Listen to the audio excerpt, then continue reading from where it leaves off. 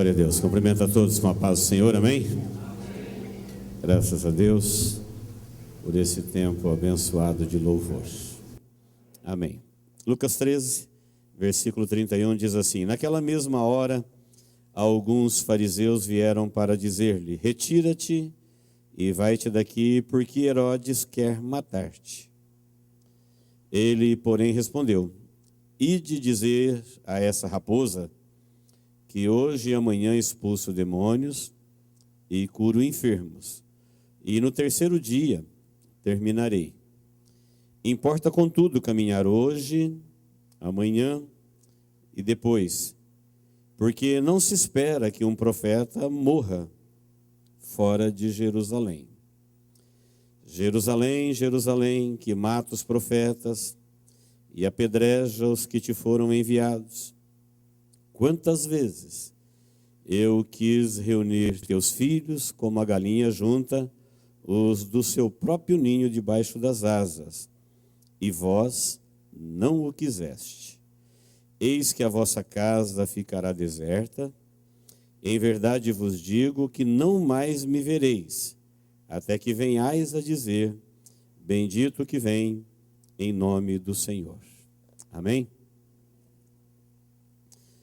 Muito bem, esse texto, embora curto, ele é um texto muito rico, muito profundo, oferece muitas reflexões, e uma delas que nós vamos tirar para a nossa meditação nesta noite é Jesus ensinando o seu povo a perceber a diferença de reino e religião. Parece que é a mesma coisa. Todo ser humano, ele é trino, ele é um terço espírito, ele é um terço alma e um terço corpo.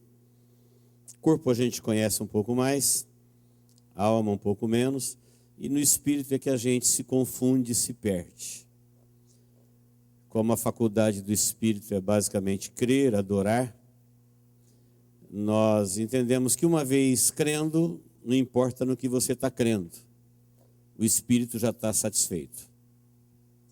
Uma vez adorando, não importa o que você está adorando. Parece que o teu espírito fala para você assim: olha, fique bem, você está fazendo o que tem que ser feito.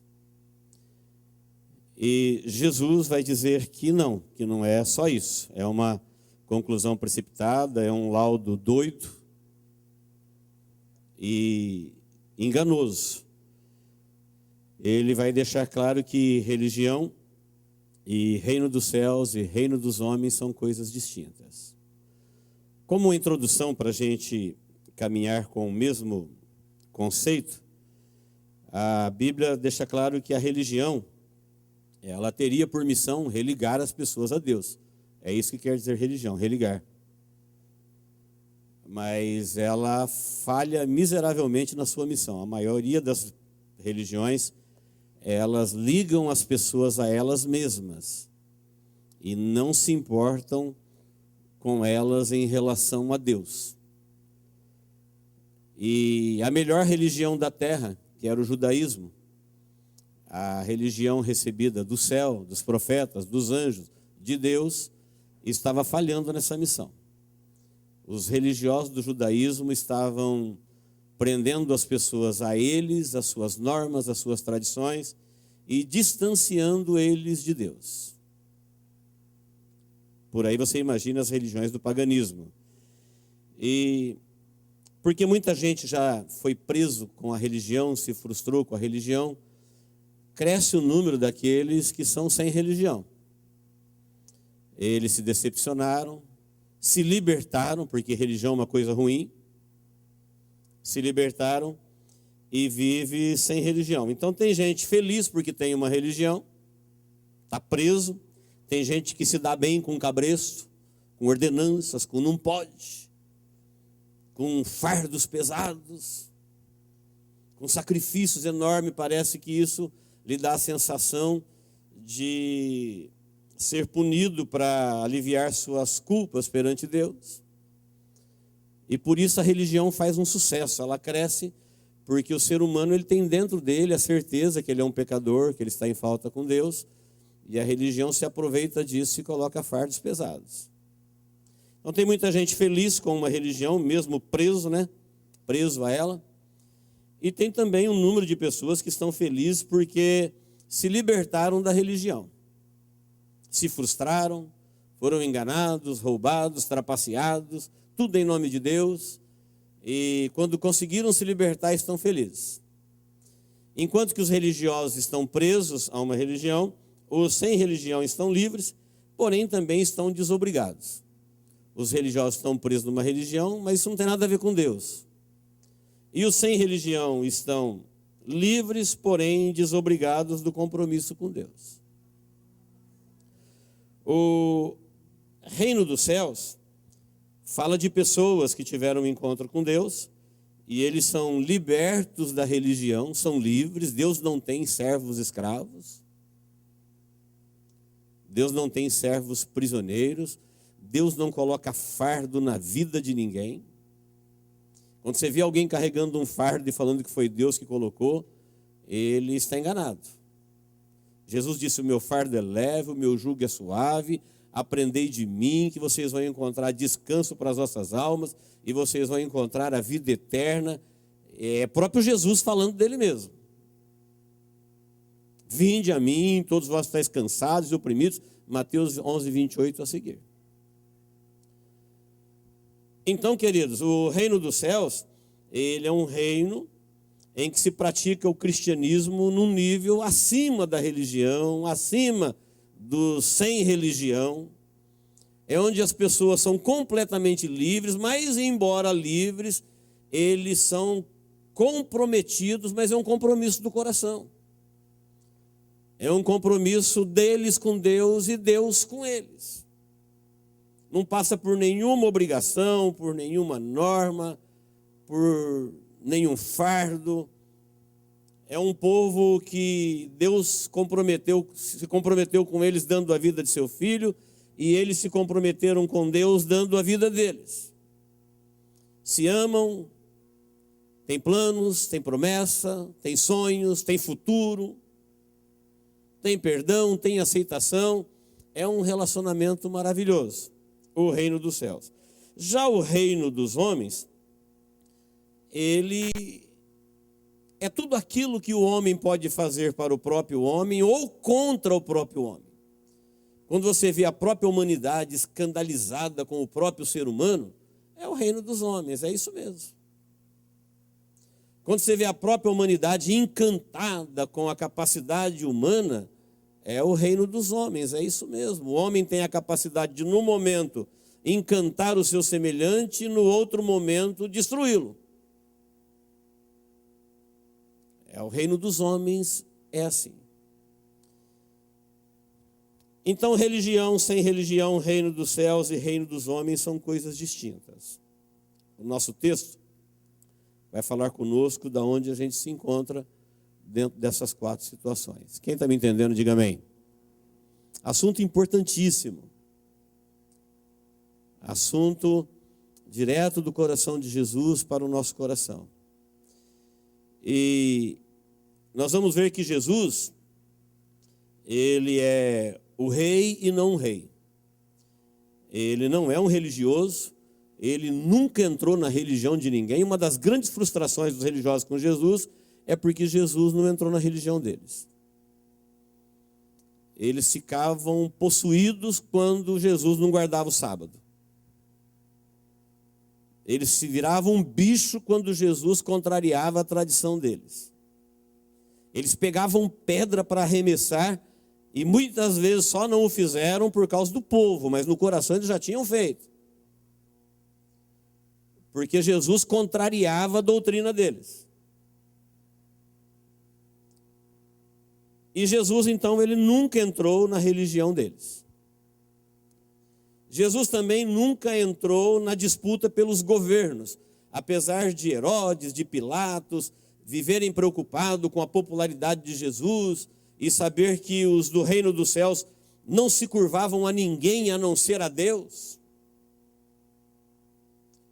Roma tinha medo de alguém que não se curvava a César. E os do reino dos céus, eles eram jogados para as feras, eles eram incendiados vivos, mas eles não se dobravam a ninguém a não ser a Deus. Mas Jesus deixou claro também que ele não estava interessado em nenhum partido político, em nenhuma aspiração de governo. Ele não entrou nessa disputa de governar os homens. Ele falou: o meu reino não é daqui. Se o meu reino fosse daqui, os meus pelejariam por mim. Meu pai mandaria os seus anjos. Deixou claro que ele não entrou na religião dos religiosos, que ele não entrou nos partidos dos governos, que ele não entrou nas disputas sociais. Certa feita alguém chegou em Jesus e falou assim: Senhor, manda que meu irmão reparta comigo a sua herança, questão financeira, problema familiar. Ele falou: quem me colocou por repartidor entre vós? Quem? Você vai me nomear repartidor entre você e seu irmão? E é isso que as pessoas fazem, elas criam um Jesus para elas, para cada uma das suas necessidades. E assim existe tantos deuses, tantos Jesus, tantas religiões, tantas igrejas, a confundir, a oprimir, a frustrar as pessoas que muitas vezes vão para elas para ter um encontro com Deus, e elas acabam dando ouvido ao que se diz ali e vão se distanciando de Deus. Amém, queridos? Quem está me entendendo? Diga amém. Na quarta-feira, só uma lembrançazinha, os irmãos que estiveram na quarta me perdoam por ouvir de novo. Nós aprendemos aqui uma palavra de Deus que fala que a vida humana foi proporcionada para a humanidade para ser vivida sobre a perspectiva de dois destinos. O primeiro deles é a vida que termina na morte. Essa é a vida que todo mundo conhece, é a vida que todo mundo vive, é a vida que todo mundo sabe. Não tem um ser humano vivo na terra que não sabe que ao homem que está vivo, tudo na vida dele é possibilidades. A única certeza que ele tem é que ele vai morrer. O resto é possibilidade. Viver, acordar, negociar, fazer, é possível, mas não há garantias. A única certeza que um vivo tem é que ele vai morrer. E esta vida, que ela termina na morte, não tem como fugir disso, porque foi o próprio Deus que ordenou. Está ordenado ao homem morrer uma só vez e acabou. E uma vez que todo ser humano se tornou um ser humano, ele está ordenado por Deus a morrer. É uma vida que termina na morte. A exceção, essa é a regra, a exceção foi Enoque, que é um símbolo de igreja, que Deus tomou para si para não ver a morte, o sétimo depois de Adão. E aqueles que estiverem vivos quando a trombeta tocar e a igreja for arrebatada. A Bíblia diz que eles não provarão a morte, serão transformados. É a exceção. Fora disso, todo mundo sabe, não tem como fugir, é a perspectiva da maioria da vida que termina na morte. Mas Deus em Cristo Jesus veio propor uma vida que começa na morte. Todo mundo tem que viver essa vida, ela termina na morte. Mas agora Deus não desistiu do ser humano, o amou e propôs para ele uma vida que começa na morte, ela não termina. Exatamente como aconteceu com Cristo. Quando ele se fez humano, ele não falou: eu sou o Cristo e não vou morrer. Ele falou: eu vim para morrer. Vim para morrer, para mostrar para vocês que Deus propõe a vocês uma vida que começa na morte, a vida eterna.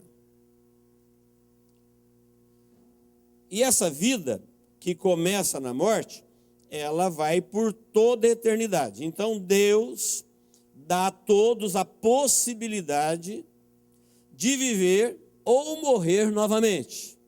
Quem sabia disso? Diga amém. Está na Bíblia, o tempo todo teve lá. A Bíblia fala de 2 mortes, 2 ressurreições. Por que 2 mortes?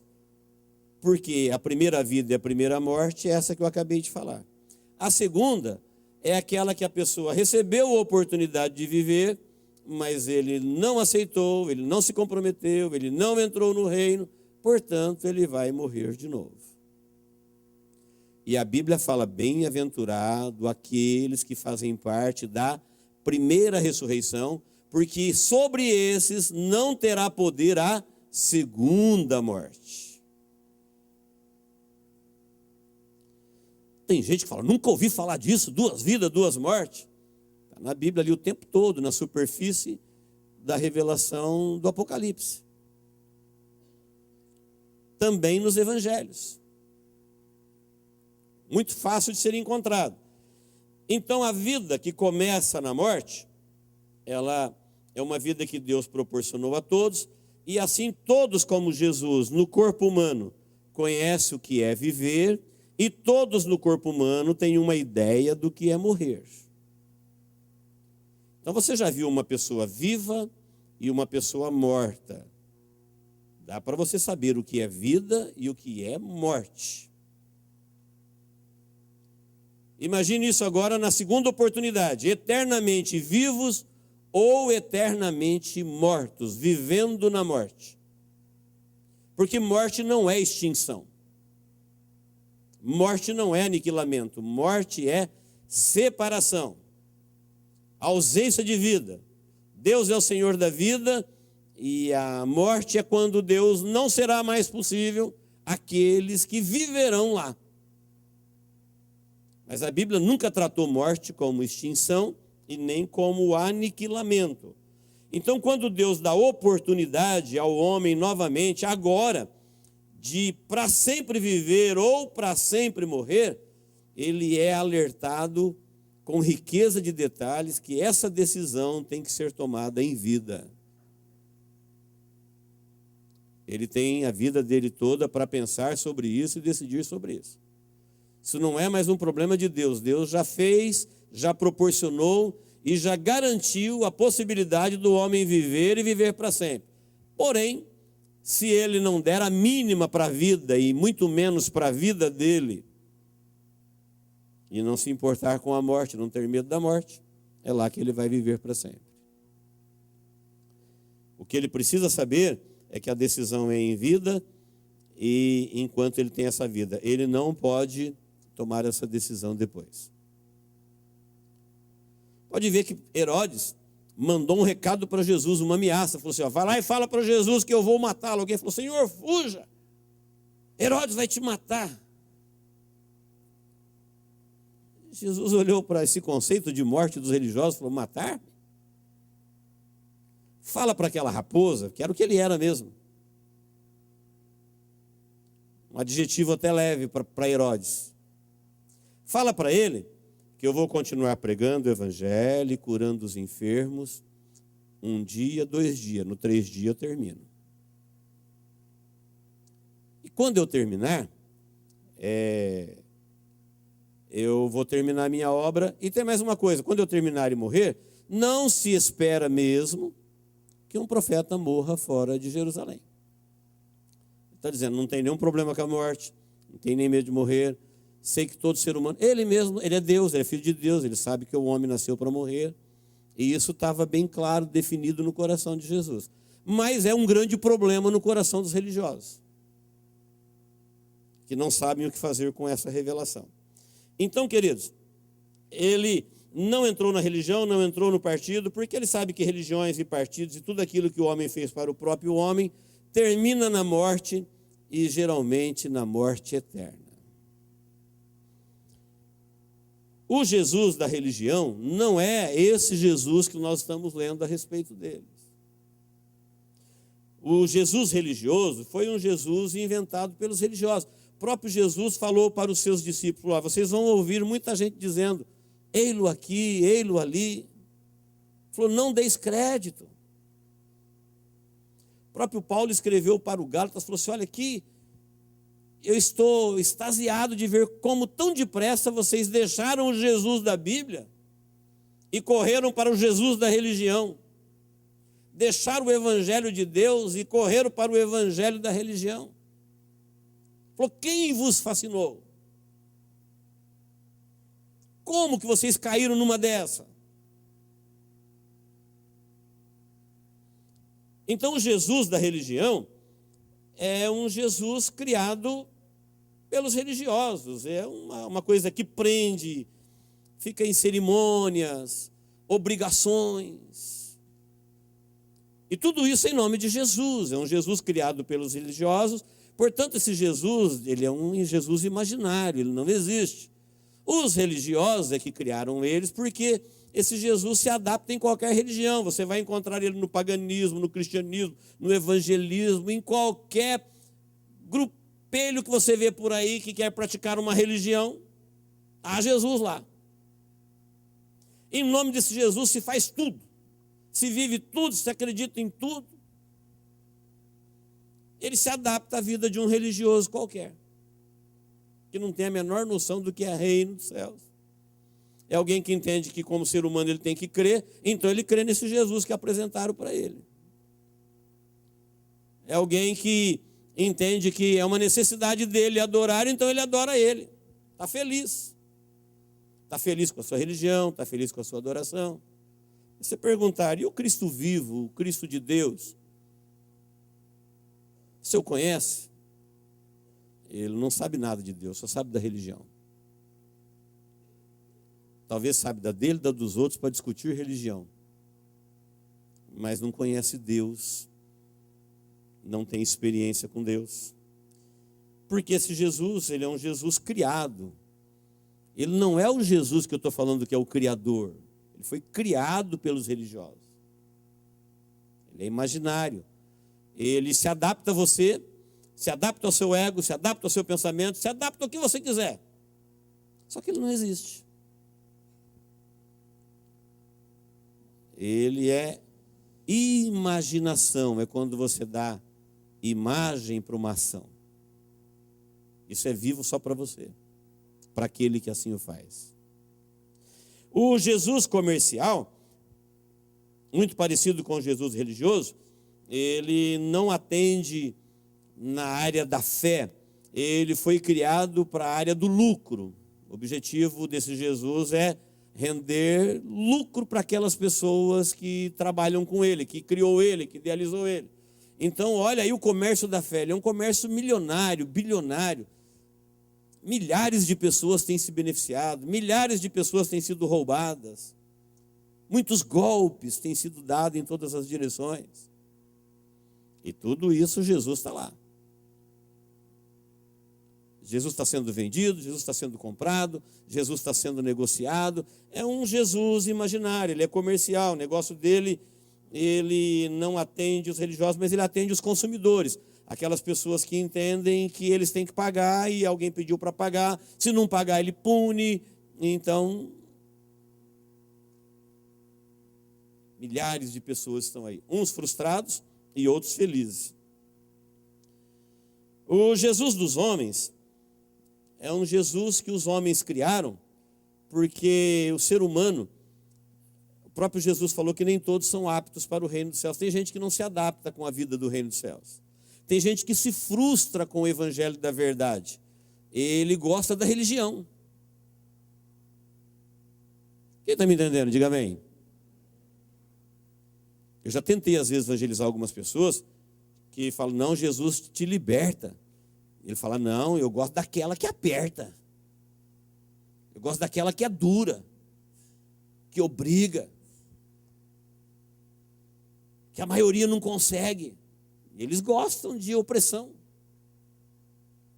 gostam de cadeias.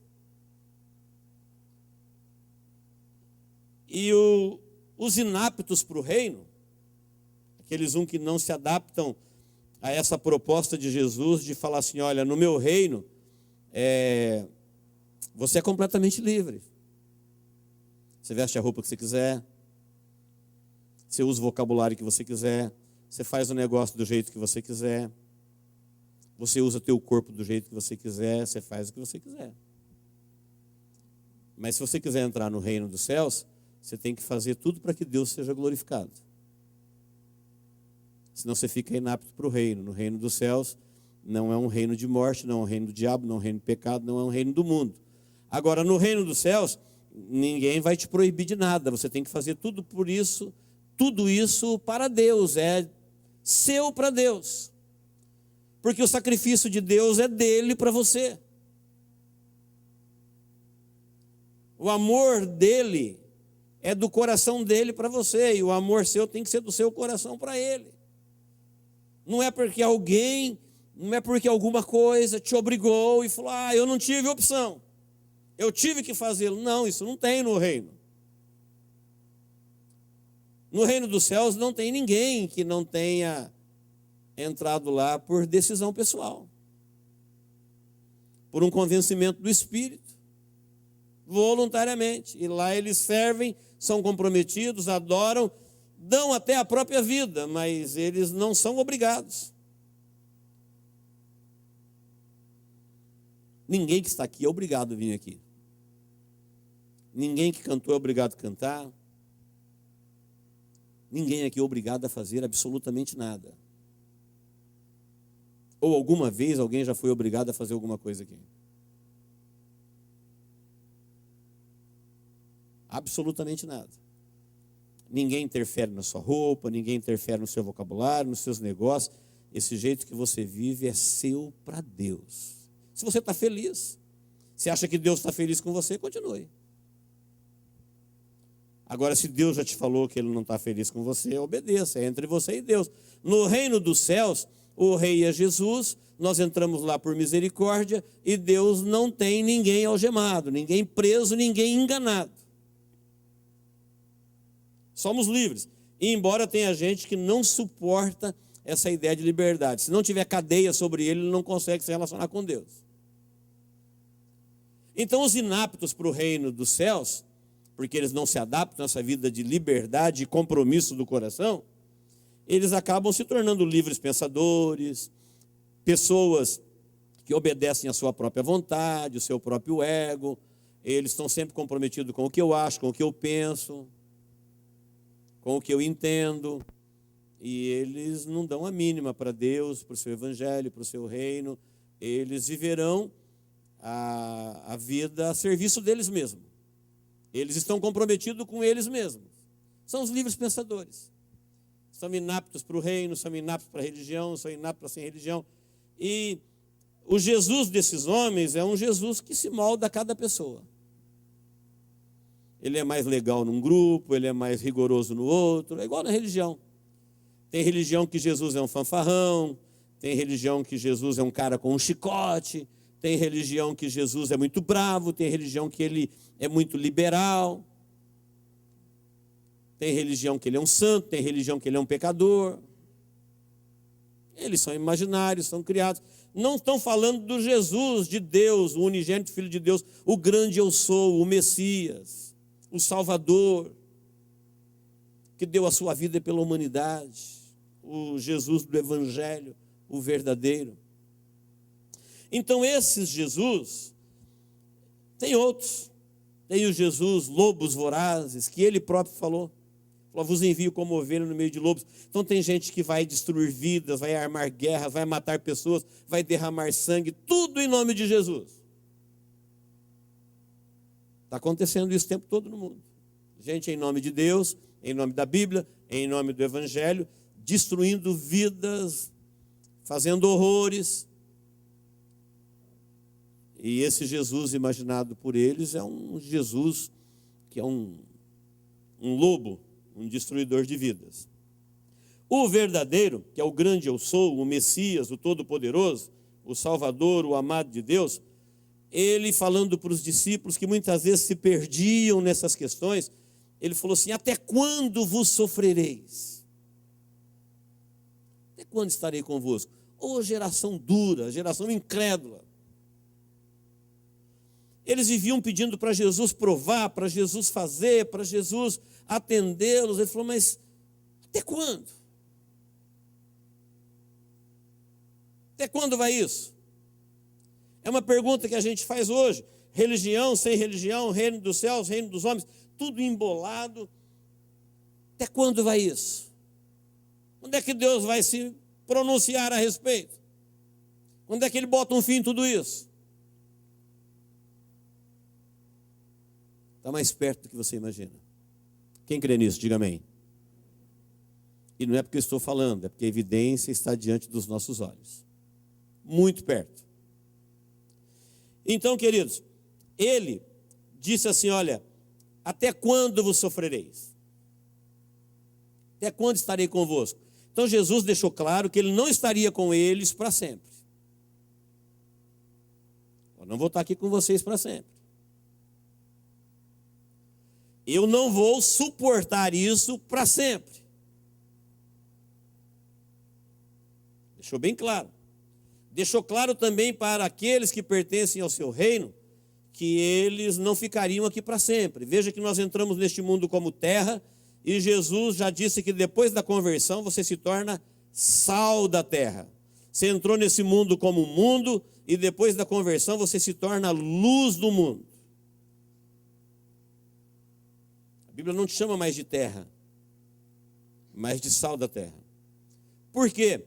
Porque são por causa desses que são sal da terra, é que a maioria é preservada. Assim como o sal preserva o alimento de apodrecer. É por causa desses que ainda tem a luz da verdadeira revelação, a luz do Evangelho, é que o mundo ainda não escureceu de tudo. Que as trevas não tomou conta de tudo. Porque esse mundo ainda tem luz. E o sal da terra e a luz do mundo, Jesus chamou os seus que vivem no seu reino, que foram por ele purificados e por ele iluminados. Mas ele deixou claro que não vai ser para sempre, que existe uma despedida marcada, que existe um ponto final para cada um dos reinos de Deus na terra, dos homens na terra. E quando ele faz a pergunta, até quando vos sofrereis? Para nós, eu ainda não sei responder até quando. Os filhos de Adão, ele suportou por 1650 anos. Gênesis 6, a humanidade já estava vivendo há 1650 anos, quando Deus disse para Noé, basta, não vou ficar argumentando com o homem mais 500 anos, 600 anos, 700 anos, 800 anos, 900 anos, a partir de agora os seus anos serão 120. Faz uma arca que eu vou destruir com tudo. Vou acabar com o homem que eu criei. 1650 anos.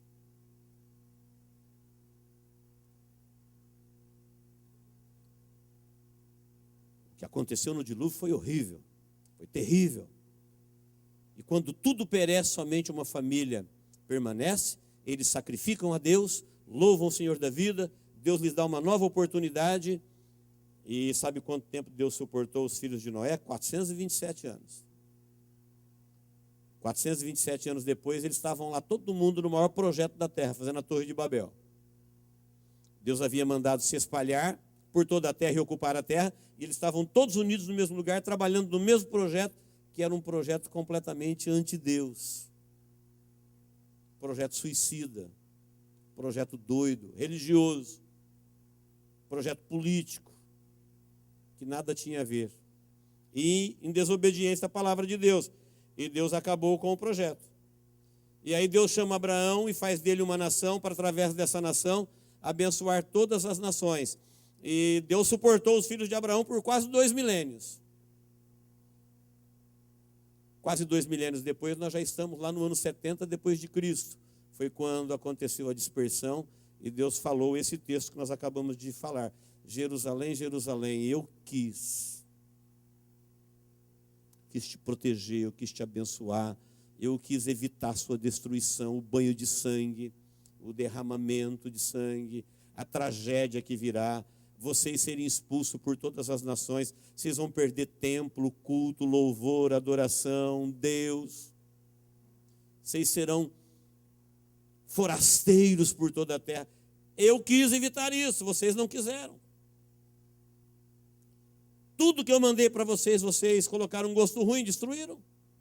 Ninguém presta. Vocês não vão me ver mais. Vocês só vão me ver agora quando vocês clamarem, bendito que vem em nome do Senhor.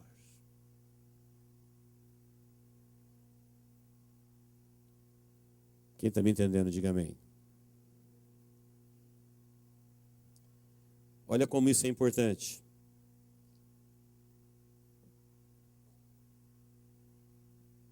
Ele havia dito a respeito do mundo, falou: o mundo nunca mais me verá. Ele estava dizendo para pessoas que passavam por ele o tempo todo: olha, isso é o mais perto que você chegou de Deus. O que você está ouvindo é o de mais importante que você ouviu de Deus. Você está menosprezando? Você nunca mais vai ter isso.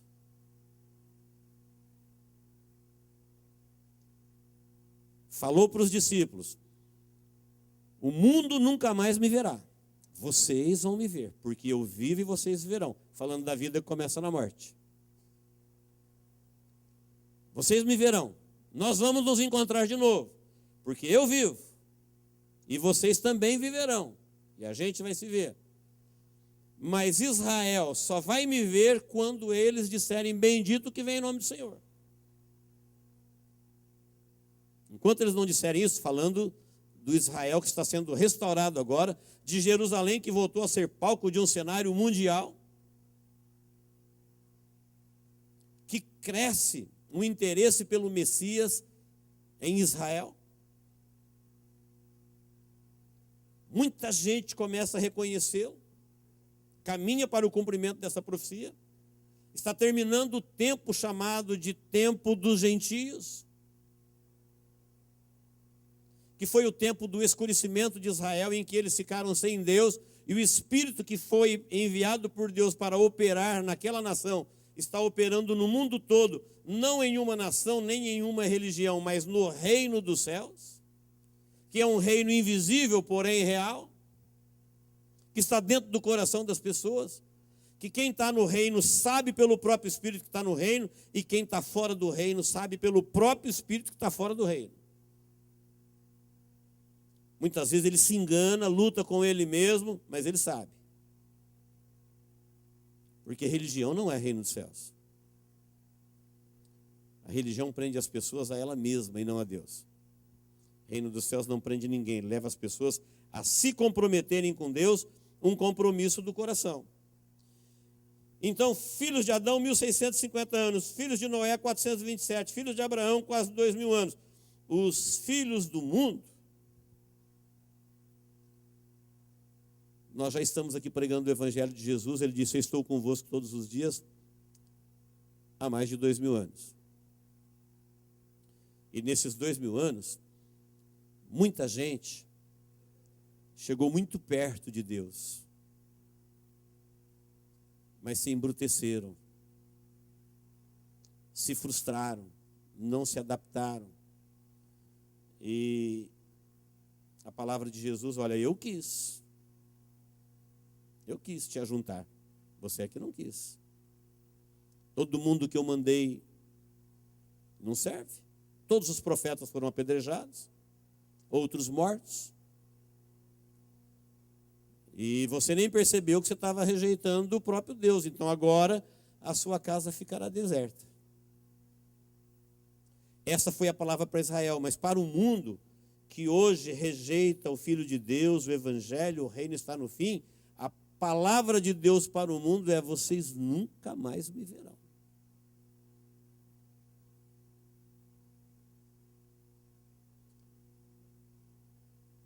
Agora preste atenção, olha como é que as pessoas hoje que estão na religião se relacionam com Deus, com os seus enviados, com a sua mensagem. Muitas vezes nós temos rejeitado, endurecido, apedrejado.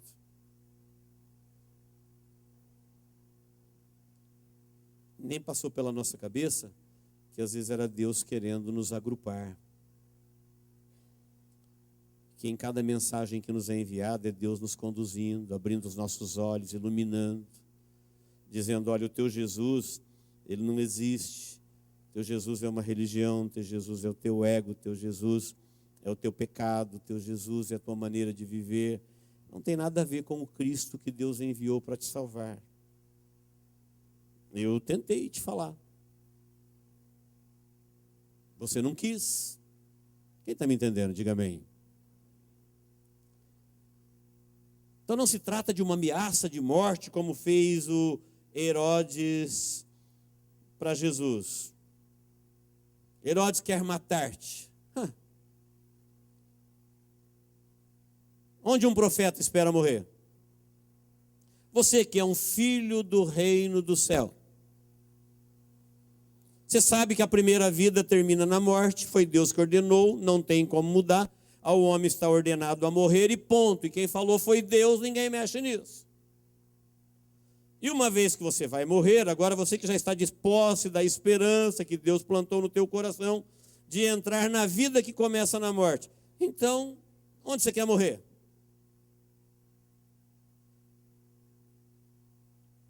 De que jeito você quer morrer? Como é que um profeta, como é que um cidadão do reino dos céus espera morrer?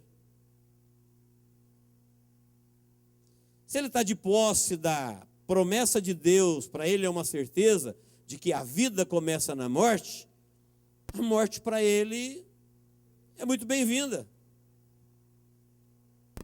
Diferente de alguém que tudo acaba ali. Dali para frente ele não sabe nada. Então Jesus disse, profeta morre em Jerusalém mesmo. Se você pudesse escolher onde morrer, se alguém falasse para você assim, você vai morrer amanhã. Que diferença faz morrer na cidade, no sítio, no apartamento, com roupa bonita, com roupa esporte? Que diferença faz? Jesus disse, eu vim para morrer, essa vida aqui termina na morte. Ele quer me matar? Olha, um profeta, ele não espera morrer em outro lugar, não. É o melhor lugar para ele morrer em Jerusalém. Isso quer dizer para mim e para você, a hora que chegar a hora de você morrer, onde você quer morrer? Na presença de Deus? No reino de Deus? Seguindo Jesus, que é o Filho do Deus vivo? Ou seguindo um Jesus religioso, um Jesus comercial, um Jesus do livre pensador, um Jesus lobo voraz, uma religião opressora? Não, quem está vivendo o reino dos céus, ele vai dizer assim, olha, é aqui que eu espero morrer, na presença de Deus, debaixo da promessa da ressurreição, seguindo o Filho de Deus, na luz da verdade, na luz do Evangelho. É assim que um cristão espera morrer, é assim que ele recebe a notícia do fim da sua vida, o começo da outra.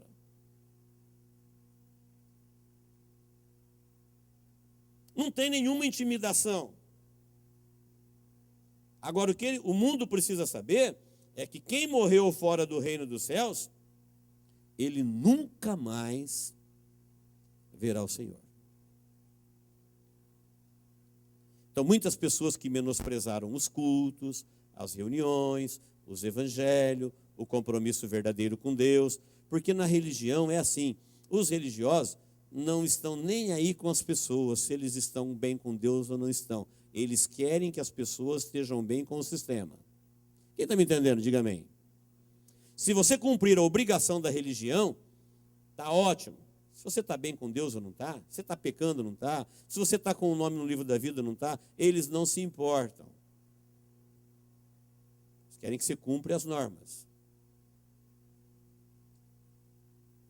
E assim o Jesus comercial, assim o Jesus de qualquer natureza que existe por aí. Mas o Jesus da Bíblia, o Jesus do Evangelho, do Espírito Santo, ele não tem nenhum desse tipo de compromisso. Você tem que estar bem com ele. Porque é assim que ele espera que um cristão morra.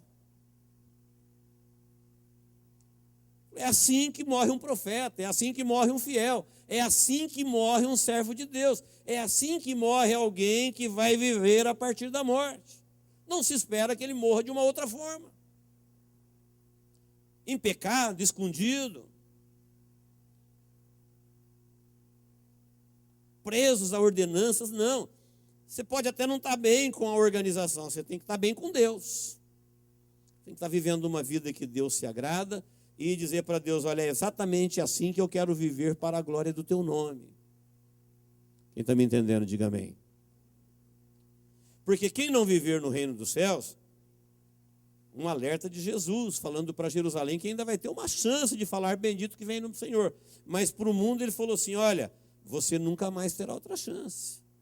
A Bíblia falou que vai vir sobre a terra um tempo em que as pessoas terão fome, não de comida, mas de palavra de Deus, e não terá.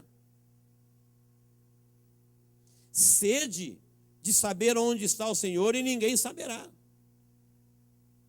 Enquanto que hoje, qualquer pregador da verdade pode te dizer: olha, você pode se encontrar com Deus onde você estiver, qualquer hora do dia, do mês e do ano, e você não precisa dar um passo nem para a esquerda, nem para a direita, nem para frente, nem para trás. Quem crê nisso, diga amém. É uma verdade. Você pode encontrá-lo com Ele qualquer hora, qualquer dia, sem sair do seu lugar. Ele é o grande eu sou. Ele é o Deus onipresente. Mas chegará um tempo que ninguém vai poder encontrá-lo em lugar nenhum. Ele não será mais possível. Ele falou, não vai ser para sempre. Por isso, palavra de advertência: olha, vocês não vão me ver mais. Para Jerusalém, Jerusalém, vai demorar para vocês me ver novamente falando com vocês, me ouvir. Só que agora, recentemente, queridos, começa a surgir em Israel testemunhos e depoimentos jamais vistos nesses 2000 anos. Começa a surgir na janela 1040 testemunhos de pessoas que estão tendo experiências jamais vistas nesses 2 milênios. Janela 1040, para quem não sabe, é uma janela no globo terrestre,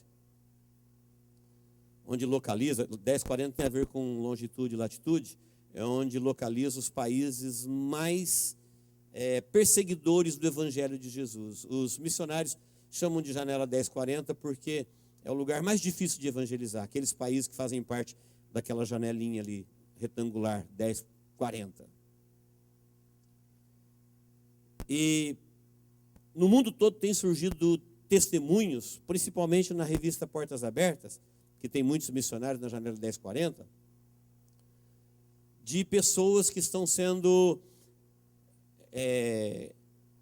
conhecendo Jesus por revelação, sem evangelismo. Gente sonhando com Jesus. Gente tendo visão de Jesus.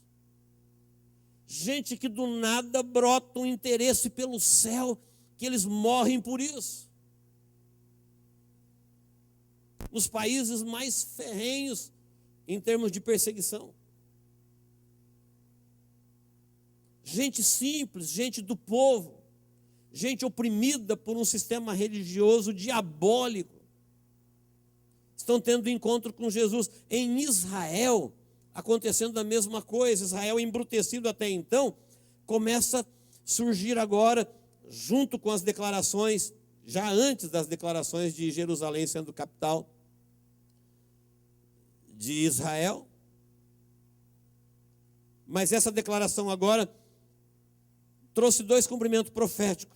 Despertou Israel para o ódio das nações, que se une agora contra Israel, mais uma vez. E está profetizado que o mundo todo vai se unir contra Israel na batalha do Armagedon, que vai ocorrer logo 7 anos depois do arrebatamento da igreja. E já tem até o final deles. Já sabemos a batalha, já sabemos quem vai ganhar e já sabemos como é que eles vão perder. Se você ler em Zacarias 14:1, lá está dizendo que os exércitos que vão cercar Israel para exterminá-los da face da terra, eles sofrerão de uma praga enviada por Deus, que os seus olhos apodrecerão na órbita. A língua deles apodrecerá dentro da boca. Isso ainda não aconteceu, mas vai ser notícia no mundo. A Bíblia já dá notícia antes.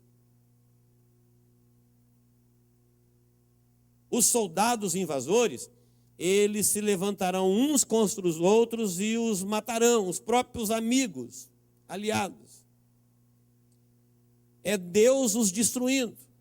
E Israel fugirá pelo Monte das Oliveiras, que está de frente para o norte de Jerusalém, porque Jesus, quando vier, o rei que há de vir, esse Cristo verdadeiro que nós estamos falando dele, que lá em Apocalipse está dizendo o que há de vir, o que há de vir, o que era, o que veio e há de vir. Não sei se você está esperando um Cristo, mas todos do reino estão. É o que há de vir. Não é aqueles que inventaram, aqueles que venderam, aqueles... Não, estou falando do verdadeiro, o Cristo vivo, que tem se apresentado a judeus, a árabes, a gente no mundo todo. Porque uma parte do mundo está sendo oprimida debaixo de armas e perseguição para não adorar a Deus. Outra parte do mundo estão seduzidas pelos encantos do pecado. Enquanto tem uma parte do mundo dizendo, ora vem Jesus, venha logo Senhor, porque é uma promessa que ele há de vir, logo no comecinho do Apocalipse, é uma revelação de Deus à igreja, mostrando as 7 igrejas da Ásia, para avisar os seus servos que aquele que era, que é e há de vir, ele virá, ele está vindo. Tudo isso são testemunho de que o mundo está se preparando. Sabia que os judeus estão abandonando ou se livrando de empresas na Europa e no mundo todo e voltando para Israel? Começa um chamamento no coração dentro do reino. Por quê? Jesus voltará quando eles disserem, bendito aquele que vem em nome do Senhor. Esse movimento começa a acontecer diante dos nossos olhos. Vocês nunca mais me verão, a não ser quando vocês disserem, Jerusalém, bendito o que vem em nome do Senhor. Se por um lado uma parte do mundo está dizendo, vem logo Jesus, que a gente não aguenta mais essas guerras, crianças morrendo com bombas. Uma outra parte do mundo que não tem guerra tem fome. Outra parte que não tem fome tem pedofilia.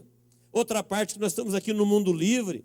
Olha o que está acontecendo, nossas crianças são aliciadas na primeira infância. O mundo quer sexualizá-las ainda na primeira infância. Os nossos jovens são arrastados para a ostentação, para as drogas, para o pecado. Os velhos para as guerras, para os conflitos. Que esperança nós temos nesse mundo? Que nós podemos sonhar? A não ser fazer como todos do reino que estão dizendo, ora vem Senhor Jesus. E a Bíblia diz que a igreja diz vem, o Espírito diz vem, e quem crer que diga vem. Porque quando o Senhor vier, ele será o rei de toda a terra. Destruirá todos os reinos da terra e reinará num reino de justiça. E quem vai reinar com ele, como está lá em Zacarias, são aqueles que já faziam parte do seu reino e não de sua religião, porque ele nunca entrou na religião de ninguém. Amém, queridos? Que Deus nos abençoe em Cristo Jesus. Que ele possa vir e nos encontrar orando, servindo, dizendo, ora vem Senhor Jesus. Deus abençoe a todos. Vamos ficar